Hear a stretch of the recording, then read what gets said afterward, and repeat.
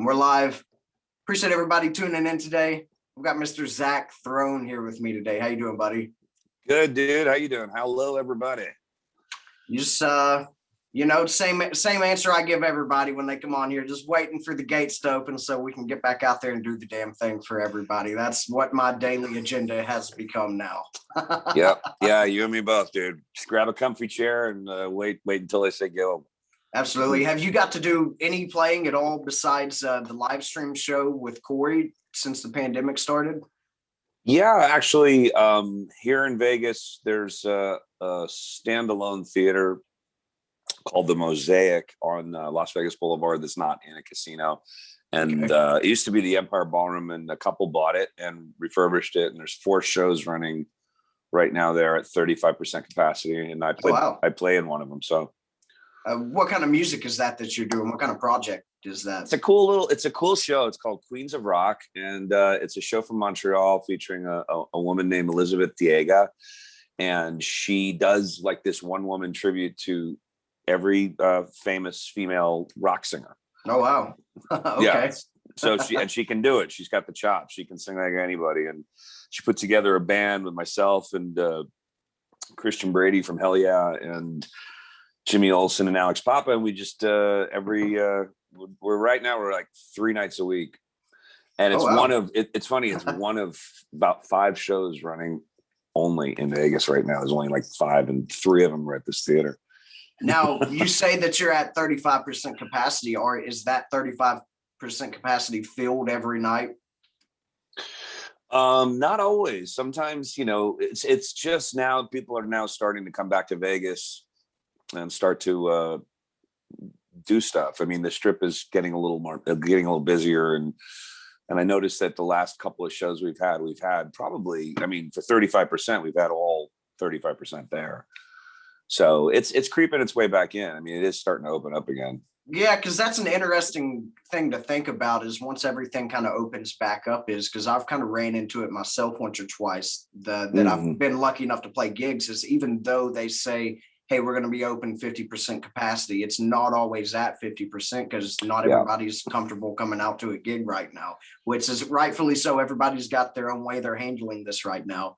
But that's going to be interesting to see when they say, hey, we can go back to 100% capacity, how quick everybody's going to be at an event that's 100% capacity. I'm not sure how it's going to unfold because I mean, I feel it's slowly creeping, like it's like a flower opening up like this, like real slow, but it is happening. I mean, there's more people now here than there were, say, 2 months ago. I say, well, sometimes it feels like a Venus flytrap, where it opens and then closes. Yeah, that's kind of what it is. It was like, we had like 25 people the other night, and then we had like 2, and then we had 25, and now we have 1. So, but it is moving in the right direction, I think. So, only time to tell. There's light at the end of the tunnel right now. That's what I keep telling myself. Fully light at the end of the tunnel. I can see it finally. Yeah, so hopefully all of us will be back out there, just playing some music for everybody. That's just the one thing I can't wait to get back to doing. I got to play a show this last Saturday night, and I was telling somebody that was on here the other night, just those 2 or 3 minutes of clarity that you find on stage where you're just zoned out of the entire world, just focused in on your instrument. Yeah. Just having those few minutes on stage that night were just, I wouldn't trade those for the world. It's all that's worth living for. I mean, like there's when you leave your gig or something and you actually think, that kind of almost felt like it used to feel like it was, that was almost like semi-normal again, Yeah, no, that's exactly the mindset that I had when I was on stage. It's like you see a few people just out there having a good time and you're up there playing music. And for a few minutes, you do kind of forget that, it is 2021. Yeah. 2020 part 2, as we'll just call it right now. Yeah. So exactly. Regardless if it is in the correct situation or setting, just those few minutes of clarity are just great to have on stage right now during this whole ordeal. Oh yeah, it just makes everything different already. It's great. Absolutely. So I'm stoked. Let's go ahead and dive into what I want to talk to you about today. You just had a new record come out in October with a new group that you're playing with, which is Mr. Corey Taylor, the CMFT album. I wanted to ask you how this gig came about and how you got linked up with Corey when this project started. Sure. Well, It's funny. Okay, so first off, I've known Corey for the better part of 2 decades. Okay. We've been friends. We met through a mutual friend in LA, and we jammed together one night. And I at the time I had never met him. I was living with my fiance, and he was married to his first wife. And my friend, I was playing with Scott Ian from Anthrax. Okay. Scott. I was playing with Scott and Pearl, and we had a little residency in LA. And they called me and my girlfriend up and said, "Hey, we're going to come over and bring Corey Taylor." And I was like, "Oh, Slipknot guy? Yeah, right on, bring him."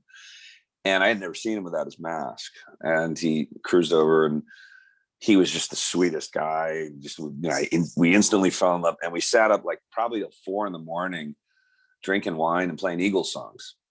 That's awesome. And Crosby, Stills and Nash and the Beatles. And I was like, wow, he's amazing.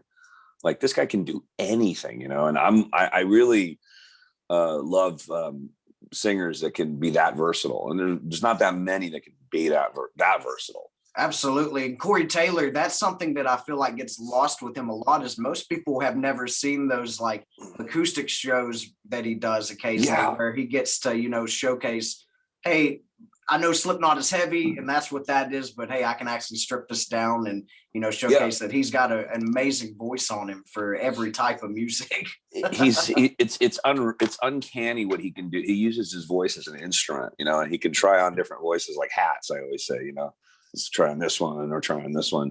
And not many singers can do that. I can't do that, So anyway, I was just like, he's awesome. He's cool. And then over the years, we just kept in touch, and we would see each other. And then he wanted to do there was a break in his schedule, and he wanted to do just a cool, like club tour of covers, just random covers, cool classic rock covers, some punk rock covers. And him and Jason Christopher were talking about it, and they called me and they're like, "Would you be into it?" And I was like, "Hell yeah, that sounds like fun." So he put together a little band, and we went out and did like about a half a dozen shows, and then went back and did a couple more. And we just clicked, all of us playing together. We had so much fun. And then he called and said, "I'm going to do a solo album, and I want to know if you want to be a part of it. And I need, this amount of commitment, and we're going to go in." Originally, he was supposed to finish Slipknot shows. He had like a tour cycle, and right in the middle of the tour cycle, pandemic hit, and he had to get home. So we were supposed to do it, I think this past February, we were supposed to be in the studio making that record. Okay. That's when his Slipknot shows were supposed to have ended before pandemic hit. So since he was home and we were all home and you were home, and he just called me, he goes, "Why don't we just make the record now?" That's great. And we went, all right. So in April, he booked Hideout Studios here in Las Vegas, Kevin Churko's place, and we all rehearsed the material and went in and we blasted it out. We recorded pretty much the whole record live on the floor. Okay, so there was a lot of hands-on jamming with each other during this record. Oh yeah. That's awesome. That's one thing I wanted to ask you about, because I was I wasn't sure how the process was with you guys, because I know it started after the pandemic, so I didn't know how much of this was remotely recorded or if you guys were actually there together. So when you guys got into the studio and rehearsed the material for the first time, how much of the material was there? Did Corey have a lot of it done already? He had it all done. Okay. He had every song written. He had all the B-sides, chosen, and he's meticulous. When he gets prepared for something, he knows exactly how it's going to go, and that's probably why it goes so smoothly and so quickly. But we rehearsed probably, less than a week, I think. Oh, wow. Because he sent us demos on the road, and then me and Tooch, Christian Martucci, the guitar player, we would call each other and go, "Well, how about this? How about this?" And then Jason would send videos going, "How about this?" And then Dustin sort of got his parts together. So when we went in the studio, we were ready, and we just popped off one song a day, basically. Oh, wow. Okay. Yeah. Just all got in. There's footage of that. Jay Rustin, our producer, he would shoot footage of us, and just all of us in the room together, like old school times, just blasting out a song a day. And then by the end of, we had I think we did like almost 30 tracks. Oh, wow. We did the record. Yeah, we did the record. We did all the B-sides, and then we did acoustic versions of the entire record. And then by the end of April, we had an album. That's awesome. So that's a good segue of what I wanted to talk to you about as well. You mentioned Jay Rustin was the producer on this record and handled the mixing. What was it like working with him on this record? He's such a dick, that guy. No, I'm just kidding. I'm kidding. No, I love Jay. I met Jay through the Anthrax guys. God, I forgot what record they were doing with him.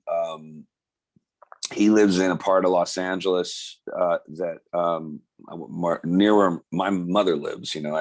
My mom lives close to his house, so whenever I'm there, I can like walk to his house. Okay. When I go visit my mom, so I met him on an Anthrax record when they were just in town doing a record, and I've known those guys since I was 16. So whenever they would come to LA, they go, "We're here, come on down." And then he started doing Pearl's records, and I was playing guitar for Pearl. I've been playing guitar for Pearl's for God,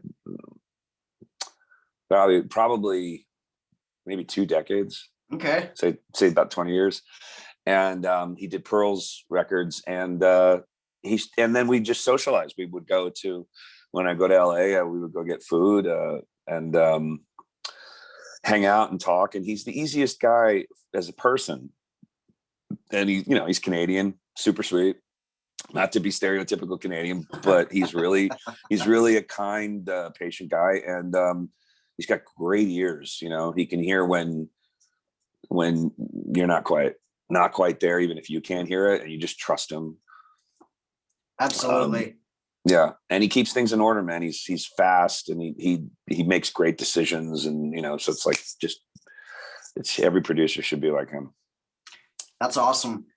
So one of the first singles that you guys released, you released 2 singles on the same day.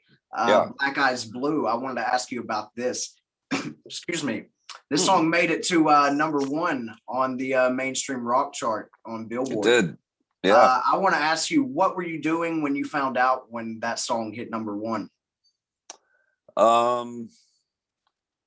Maybe, I don't know, drinking coffee and probably. So there wasn't any big whoop whoop celebration or anything like that the moment you found out, jumping up and down. You're just sitting there sipping your coffee at 8 a.m. Vegas time or something. Oh, I'm sure there was. I mean, we have a link in our phone, like a little thread, and so we're all texting each other, mostly dopey stuff, stupid memes, and all of a sudden Corey texted in and goes, "Fellas, Black Eyes Blue just hit number 1." And then Jay posted it on Facebook, and then I reposted it, and we were all just sort of virtual high-fiving each other in our phones. And that's great. It's a great feeling. I was really happy for Corey, because he wrote it, and I was happy for us that like we did it. I mean, I remember when Corey sent the video of him playing it on his tour bus. He goes, "It goes like this." Awesome. And then it's number 1. So it was a thrill, man. Big thrill.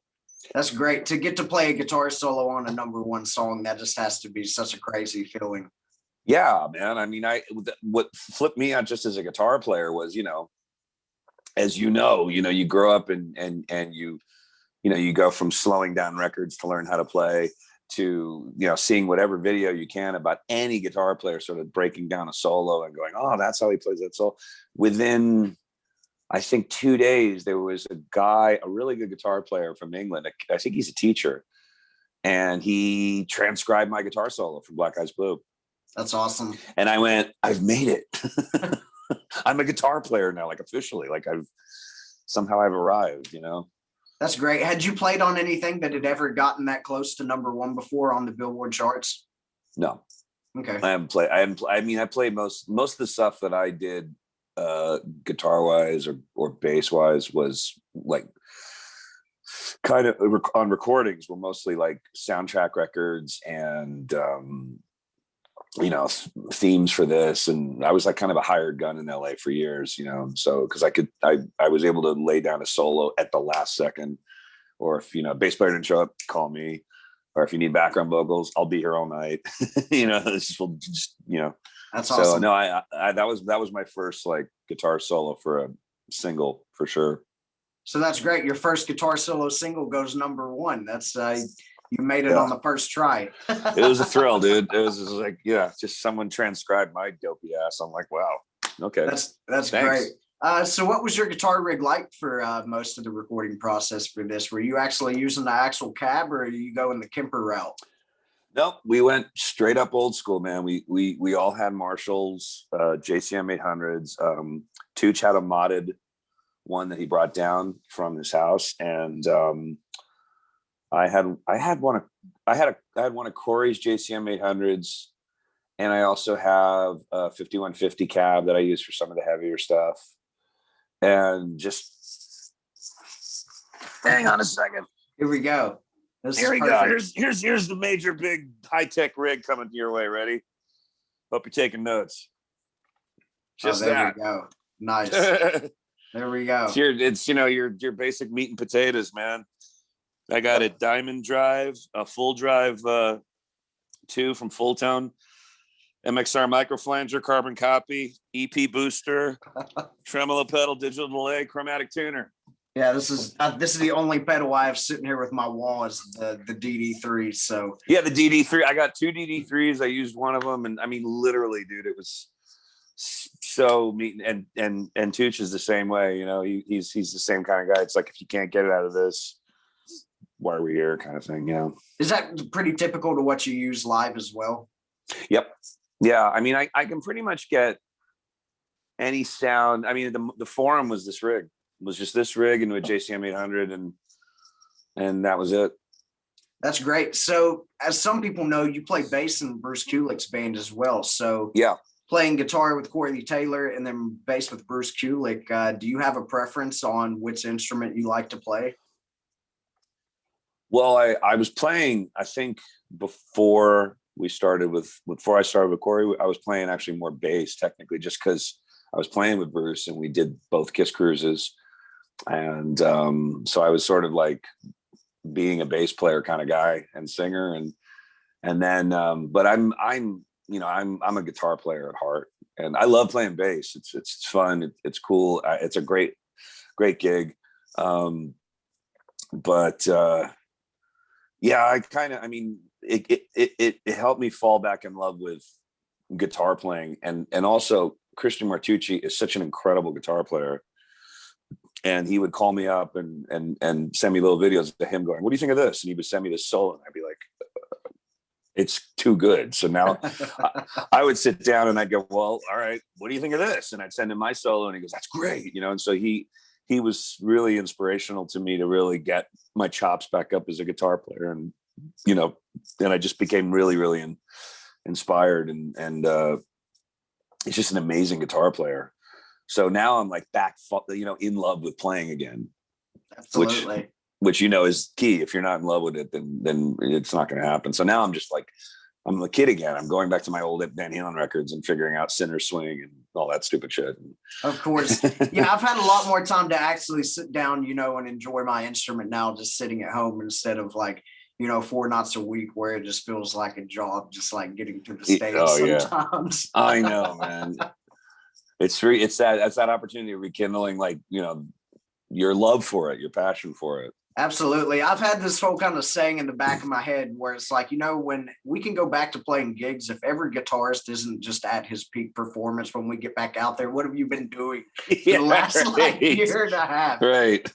It's like the vocalists I can understand because you're not really exercising your voice as much when you're sitting around the house, but on a guitar, you can have that thing sitting there while you're watching TV. I know. You had all this time to get better. You did nothing. I say that binge watch. The first big gig I get out here and do, I'm going to fumble the solo on the first song or something. Yeah, it is what it is. It's just it does give you a lot of time to just go, you know what? I do have a lot of time on my hands. I can actually go back to the way I was when I first started and just like shut the world out and just learn all my So I've been doing that again. It's been so fun. So speaking of free time, I know that Todd and Bruce have brought it up a little bit. Has there been any new talks or any update you can give us on working on original music with Bruce Kulick? Yeah, we actually, I'm not sure how much I'm supposed to talk about it, but this may be my last interview talking about it. I'll say, if I get an email from Bruce after this to take this down, I will. You might get an email from Bruce during this interview. He's in the comment section right now. Tell him to shut. Just stop in all caps. Stop what you're doing. Well, we've definitely been talking since the last Kiss Cruise about making a original record with this band, and everybody's got songs. We've demoed at least 2 songs. I mean, just the song I wrote, and then the song Todd wrote, and the song Bruce and I wrote, and a song that Bruce and Todd wrote. So there's stuff that we have recorded, and then so here's how I can phrase this. There's a Kiss song that we did on the cruise twice that had never been released by Kiss, but it was a real it was a huge request from the fans. They wanted to hear, because we made a wish list for both cruises.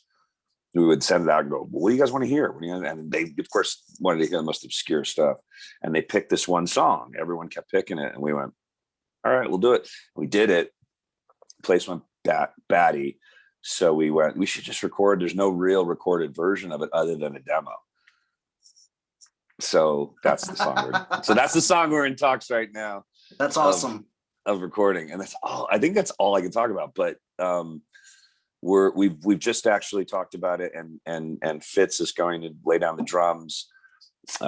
He's working, and then me and Bruce are going to lay down guitar and bass, and then I guess luckily we can all kind of patch it in. But yeah, that's going to be the first song from us. That's awesome. So how's that for being specific and vague at the same time? No, that was great. That was awesome. Thank you for sharing that. So you mentioned that you got to write with Bruce a little bit. What's that process like, and what's it like writing with Bruce Kulick? It's easy. He sends me ideas, and I send him back vocals, vocal ideas, and then I make a little kind of garage band demo of it, and I send it back to him, and he goes, I like that. Or he'll go, let's change this part to this part. I go, okay, cool. And I'll send it to Todd, and Todd's like, sounds like a tune, dude. So he's easy. He's super easy to work with. That's awesome. I'm assuming the material, is it kind of in the same vein of the era he was in Kiss? Is that kind of what we can expect? I would think so. I mean, it's similar to, we all have the same tastes in rock, and we know all of Bruce's era of stuff. So we're sort of writing it in that vein, trying to get like a modernized version of what he did in Kiss, and I think we're going to do it. That's awesome. Is there any potential timeline you can tell us for maybe hearing some of this stuff? No. Okay, there you go. I wouldn't tell you. I'm not telling you, Brandon. No, I don't know, to be honest. I mean, this first song will as soon as everybody has time to do their tracks, we're getting it out as soon as possible, and maybe make a pandemic video or something. But definitely, you gotta get Todd and Brent out of Slash's studio. He's hogging them right now. That's the problem. I mean, they're working, but the cool thing is that they're like Fitz has drums set up and they're all mic'd, and he can just blast out his track and then send it to us, and then we can build it from there. And then when they come back, we'll probably do all the vocals and stuff like that. It's but yeah, I know what are those guys doing? Damn, that's awesome. I can't wait to hear some of that music, guy, because thanks, man. I've never been on the Kiss Cruise, but every year when the Kiss Cruise happens, the first footage I always go look for is Bruce Kulick's band. Cool, dude. Thanks. Whether it had been when Bob was playing with them or since you've been in it, but those are songs you don't hear Kiss touch anymore, and they're fantastic songs, and you guys play them so well that's my favorite part of seeing footage from the Kiss Cruise. Oh man, that's great, man. Thank you. That means a lot. We love. I first off, you have to go on a Kiss Cruise. So well, if they have them again, that's we might have seen the last Kiss Cruise. That might have been it. I know we might be done, but I'm telling you, man, if they announce it for October, I think you just do whatever you need to do to Oh, get absolutely. on one, man. It's Absolutely. so fun. If it happens again, I've already made the decision. I will definitely go. But that's everything's just kind of hanging. Yeah, we're all up in the right air now. So I it's funny because it's first off, you could just go if you're a fan, it's where you need to be, because it's just it's like this giant cool family of friends basically, and the bands that they always pick are great. But yeah, we get an opportunity to play a whole era of that music that hasn't been played since, and some never been played at all. And so the fans are just there. We like to get them involved and say, what would you want to hear next cruise? Give us, your top 10 picks and whatnot. And they always send it in and say, give us this. So it's just been a thrill, man. That's awesome. Thrills of the night. Yeah, I'm gonna say you guys do the medleys, which are great as well. So you can fit more material in there. I posted I'm sure you saw it. I posted the clip of you guys doing Burn Bitch Burn on my Instagram yesterday. And that's like I said, those are stuff you would never hear Kiss do again in a million years. They did it once. When we were learning it, I was looking for live footage, and I told Bruce, I go, did you guys ever do this live? And he goes, I think we did it once at the beginning of a tour.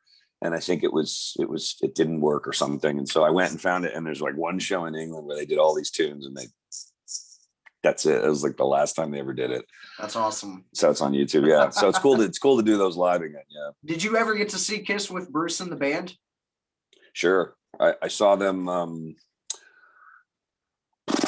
What tour was it? Was it Animalize? It was either Animalize or Asylum. Whatever tour Anthrax were opening for them. They opened for them on a tour, and I went to see. They were like, I was in LA at the time, so they were like, well, we're in LA, and I went down, and then I went and then stayed for the Kiss show. Then they were Kiss. They were great. That's awesome. Do you have a favorite album from Bruce's era in the band?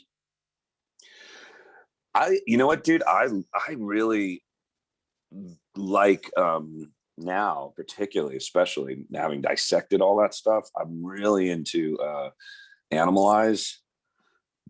Excuse me, and I love Revenge. Revenge is just a tough record. Yeah, Revenge has moved really high up on my list since the quarantine has happened. Dude, me too. Just like learning all the songs, and everybody was just at their, I think, at their top level in terms of playing and singing and and writing and arranging. I mean, there's just so much good. They were so inspired on that record. Absolutely. I did an episode on Bruce Kulick's birthday where we were all just kind of talking about all the albums and stuff he played on, and it might be a controversial thing to say this, and I said it on here before, but you talk about that kind of being their peak performance on Revenge. Personally, and I love Eric Carr. This is absolutely nothing against Eric Carr. I just really think that Eric Singer's drumming complements Bruce Kulick's playing better than Carr's did, and that's not taking anything away from it, but Singer's a more technical drummer and Kulick's a more technical player, and I just feel like it lined up more. And don't get me wrong, I fucking love all the stuff that they did with Eric Carr and the band and Bruce Kulick. It's not knocking it, but if I had to pair a drummer with Kulick, I'm probably going to put Singer with him. It's what? It's not. Hang on, sorry, dude. I totally, you're fine, man. I put my big fat thumb on my phone. That's right. This is on Facebook. This isn't on like cable. Oh, okay. Or anything. Yeah. Here's my thumb again. There you go. See that? Perfect. No, Eric Singer's a consummate drummer, and it's funny. Eric, this is just speaking as a fan, like total geek moment here. But I remember when Eric Carr joined and they became kind of a heavier band. It was a different sort of, he was a heavier drummer. I actually have a funny story. When I was a teenager in New York City, I spent all my teenage years growing up in New York City, and I had a band obviously, and we were rehearsing at a studio in Manhattan, and they were holding auditions for Vinnie Vincent's replacement next door in the room next door, which I didn't know. And we were playing like, I don't know, Ain't Talking About Love or something like that, trying to get it together. And the door opened and Paul Stanley stuck his head in. This is 1983. Holy shit. Yeah. So, you don't see Paul Stanley every day. And he opened his head, he looked in, and he closed the door, and we all just stopped playing. and was like, rehearsals canceled. and we all went out in the lobby in the hallway, and they were right in the room right here. The door was wide open, and they're setting up their stuff. And there was Gene, and there was Eric Carr, and there was Paul, and there was no Vinny. And I remember Eric was very personable, and I was whatever, 16 or something. And I said, hi, I'm Zach. I'm a big fan and all this. And he goes, oh, hey, nice to meet you. We started talking, and I just stupidly went, where's Vinny? Not realizing that this is like some covert thing to audition. Yeah. And he kind of looked around, he looked at me, and he goes, he's around somewhere. Took off. Awesome. And then we just watched them bring like guitar player after guitar player into audition. And I wish I remembered who it was. That's what I was going to ask, if you recognized any of the guys coming in there. Yeah, I didn't recognize anybody. And I was such a big fan of bands, so I would have recognized if it was this guy or this guy. But I think they were bringing in kind of like New York ringer kind of guys that no one really knew and shit. So I know Doug Aldridge scored a audition with them after Ace originally left. That's right. Sure. Yeah, that's right. I remember reading that too. And he was young. He was like 18 or something. He had just turned 18, and Eric Carr was there watching one of his bands in LA, I think, or somewhere. So he's such a monster guitar player. He's ridiculous. Absolutely. It's crazy hearing him talk about it. I don't know if you've heard him like dive into the story, but he talks about playing War Machine, and he's like, I just couldn't get the riff down. And he's like, I was just off my playing that day. It's like, Doug Aldridge, you don't hear about giants like that talking about being off on their playing. So hearing stuff like that is very humbling. It kind of makes you feel like okay about about yourself if you have a bad day. Absolutely. It's like, okay, that riff I played wasn't that bad. All right, if you suck one day, then I can suck. Yeah, absolutely. It makes it okay for everybody. That's how it works. Excuse me again. So, but I love getting back to the original thing. Yeah, I thought Eric Carr was just amazing, and I thought Lick It Up and Creatures of the Night, especially. Lick It Up is one of my favorite Kiss records. I don't care what anybody says. That record actually, that record is, I think that record and Creatures too transcend Kiss albums. In my opinion, like I can play those for people that go, they suck, and I go, really? Here, listen to these records. No, that's and they go, those records are. I mean, they were just tough and hungry. And dude, Vinny's songwriting on Lick It Up is awesome. I love every track on that record. There's some great stuff. Not for the Innocent, Exciter. There's so many cool Exciter, man. Yeah. Oh my God. Young and Wasted, and there's just so much. Did you get to see the footage from Christmas this past December with Rick Derringer playing Exciter live for the first time? No, I didn't hear about that. So Todd and Bruce played the event, but they live streamed theirs from Vegas. But right, I saw their stuff. One of the big things that happened that night as well was Rick Derringer was there, and the guys from Ace's band were there, and they brought him out, and he played. They did 3 songs. They did "Hang On, Sloopy," of course, "Exciter," and then "Rock and Roll Hoochie Coo." But it was the first time he had ever played Exciter since the day he was in the studio laying that solo down. God, that's embarrassing. Where was I? Yeah, there's footage on YouTube. You'll have to go check it out. It was very cool. I was, and it was so cool because the day before on Friday he was there rehearsing it with them. So everybody who was there at the show thinks they got to see it for the first time, but I got to see the rehearsal the day before where he played it. I got the true first performance out of it. Yeah, you sure did. Damn, I got to talk to Todd about that one. I didn't know Rick Derringer was there. Yeah, it was an awesome weekend. Rick Derringer was there. Jean Bouvard was there. Oh yeah, Jean Bouvard. Yeah. I heard he was going to be on the next cruise. I don't know if that's going to happen. I mean, if it happens. He's amazing. Yeah, absolutely. It was a blast getting to watch him play and hang out with him. So it was a very cool event. Lots of cool guys there. One thing I mentioned to you before we started recording today was I was texting our good buddy Todd Kearns. Oh yeah. I had him throw in a wild card question for us, and I got to find out that you're a huge Simpsons fan, as am I. And you can't really see it. I'm gonna do my best to show it, but I got all this crazy shit over here. But up top, it's blocking it. I'll move the light. You got Star Wars stuff too. Absolutely. Hell yeah, But Hans Mole Man in the box, and I see it. I still got a bunch of like Simpsons comics. That's like I think that's the first Treehouse of Horror that's up there. Like, Dude. versions. Oh my God. Okay, so I'm not a collector guy. Like, I love the stuff. Like, I would love to go in your room and check out all that stuff, because I have friends that are massive collectors of everything, you know. But when they get like Simpsons or Star Wars or Kiss, you just go, That's literally what this room is: Star Wars, Kiss, and Simpsons, and GNR. Okay, see, yeah. So I mean, that's where I could die, you know. But I have this. I have one Simpsons artifact that is crazy, and I could go get it if you can hang out. Let's do it. Yeah, I'll keep everybody entertained while you're doing it. Tell jokes. I'll just sing the Simpsons theme song while you're taking your time. It's long enough, right? So we're gonna get a nice little show and tell from Zach Throne or Corey Taylor's band for a Simpsons artifact. So if you're listening right now and you're in the comments section, Get ready. Say something about your favorite Simpsons episode. You tell her. Let's see. I think he's back. I think I hear him coming, folks. All right, I'm ready for this. Okay, sorry about that, but this will be worth it. So in Las Vegas, where I live, there's a couple of record stores called Zia Records.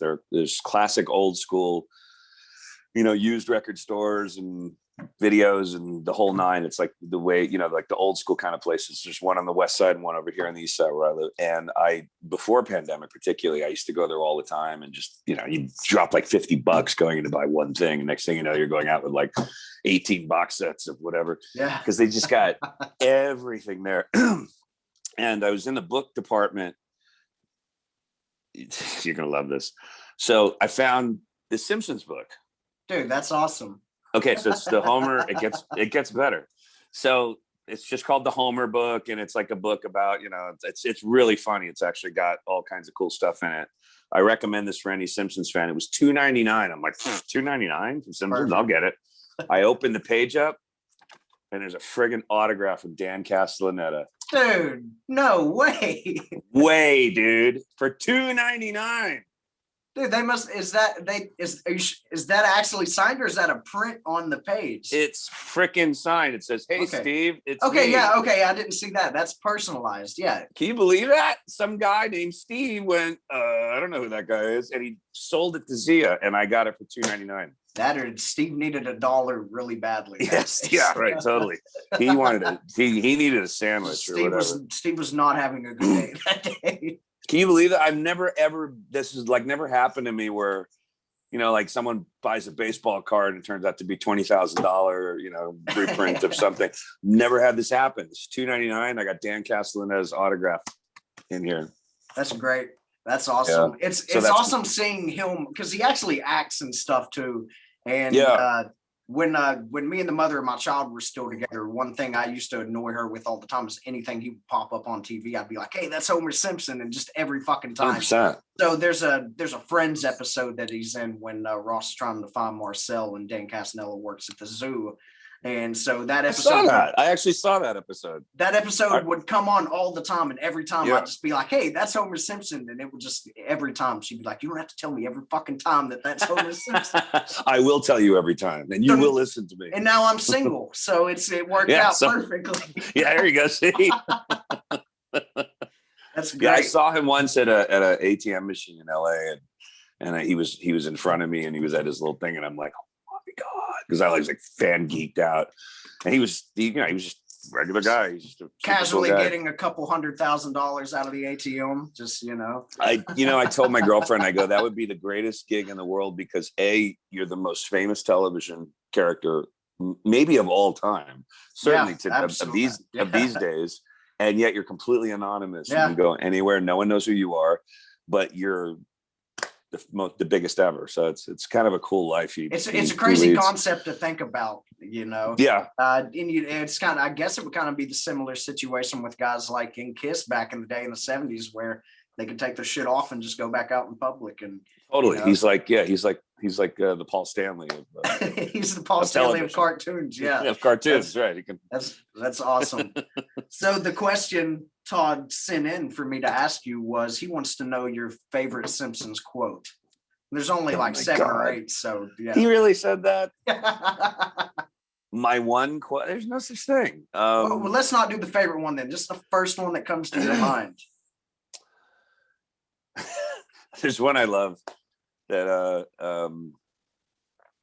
they go down to the dock, him and Marge, and they're like having like a kind of a garage sale, and they're selling, there's a tandem bike, and Marge wants to buy it, and Homer's like fascinated with this little dumbbell.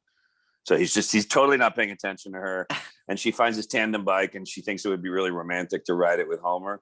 And she goes, "Homie, if I buy this tandem bike, will you ride it with me?" And Homer just goes, "Marge, I don't hate your mother. I just won't be sad when she dies." So that's great. He ain't paying attention, and he just revealed that he won't be sad when her mother dies. That's awesome. So I love that moment. That's one of my favorites. That's great. Yeah. I just won't be sad when she dies. Yeah, like I said, I've been binging the early seasons the last couple of days, just constantly having them on fucking rotations. Oh yeah, it's some good stuff. So it was cool getting to learn that you're a huge Simpsons fan as well. Oh, dude, Todd and I all the time, no matter what part of the world either one of us are in, we'll just a line will come in, and I'll just text him. The homeless guy that's in front of the Quickie Mart telling Milhouse and Bart, "You mustn't waste time, son. You must cherish it. Seize the day." And he waits a second. He goes, "Can I have some change to go get loaded?" Like little stupid shit like that'll happen, and I'll just write in that. Yeah, I can't remember which episode it was I was watching earlier today, but I'm pretty sure it was Grandpa Simpson, who is probably my second favorite character besides Hans Moleman. Oh yeah. Hans Moleman is my favorite, just because he's only in a few scenes occasionally, but they're always gut busters. But yeah. Grandpa I love Simpson had wasted time. Somebody wasted his time or something doing it, and he's like, "I want my 5 minutes back," and he's like, "God, just wasted anyway." So. Yeah, right, totally. I don't like the looks of those teenagers. Yeah. I actually met Matt Groening. Matt ran into him at Fox once. Oh wow! It was like meeting George Harrison or something, or Eddie Van Halen. I was just losing my mind. I was. He just walked out of his office, and there he was. He just looks exactly like himself, and he wears these Hawaiian shorts, and he just looks like this Frank Zappa fan, in his sandals. And he walked out, and he was very funny. And his assistant gave me a picture I have somewhere of a big 8x10 of Bart, which he autographs, like everybody's name would be like, to Brandon, and he wrote, "Hey," it was a Zach one, they went back and they found the Zachs, and it was like, "To Zach, hang loose, dude," or whatever, and it said like Matt Groening, and they gave it to me, and I walked home. I was like, that's awesome. Yeah, I got it somewhere, but yeah. What was a better feeling, having that or playing the solo on a #1 song? That was the best feeling before. We have a new champion now. Looks like we have a new champion. Yeah, we have we definitely, yeah. But that was a high one for many, many, many years. That's awesome. Well, Zach, dude, it's been awesome getting to hang out with you for a man. I'm glad I've got a newfound person that I can text Simpsons quotes to now. So, dude, anytime, man, day or night, man. I'll fire one back off of you. I'll just wave this in front of you, just going. Yeah, as I just start bursting into tears. Yeah, perfect. Yeah, right, totally. That's great. Well, Zach, this was a lot of fun, and I appreciate everybody tuning in. Me and you'll be able to say goodbye off air. Sure. I will be back here tomorrow with Mr. Robert Mason from Warrant. So, I love that dude. Tell him I say hi. He was on the cruise too. That's awesome. Every time I have somebody on here and I announce the next episode, everybody's always like, "Oh, hey, I love that dude." So he's such a great guy. It's nice that everybody that I have on here seems to be friends with each other. So yeah, I got to get 2 guys on here that fucking hate each other. So I'll line that up soon. Yeah, that'll be a great episode. That'd be terrible. That'll be a barrel of laughs. Yeah, absolutely. Yeah, I just want the one episode Blabbermouth can come in here and get a hold of. Yeah. Yeah, exactly. Right. That's great. Well, Zach, dude, very much fun getting to hang out with you, and I appreciate everybody tuning in. I will see everybody back here tomorrow. Thanks, everybody. Thank